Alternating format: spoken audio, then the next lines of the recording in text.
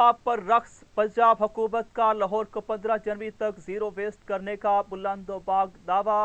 Corporation और जिलाई इंतजामिया की रिवायती सुस्ती का बायस जीरो हो गया। तमाम तर वसैल मुहैया करने के बावजूद जीटी रोड से मुल्हक्का इलाकों में गुज़श्ता 10 रोज में कूड़ा ना उठाया जा सका। शहरियों ने ढोल की थाप पर कूड़े पर पंगड़े डालते हुए उससे उठाने का मुतालबा कर दिया। ढोल कोड़ा क्रिकेट के ढेरों के साथ साथ चाइना स्कीम बोकीवाल चौक और उससे मुल्हक्का इलाकों में सीवरेज बंद होने के बायस गंदा पानी भी गलियों में जमा हो गया। सर तुसीं कह रहे हो लाहौर साफ हो गया, कूड़ा चुक्या जा रहा है, इत्थे तो कोई कूड़ा नहीं चुक्या जा रहा। साडे बच्चे नहीं है, ये भी बीमार होंदे ने। तुहाडे अगर बच्चे सही तंदुरुस्त ने, चार दीवारी च सेफ ने, साडे बच्चे कित्थे जान? तुहाडे सारे दावे झूठे ने।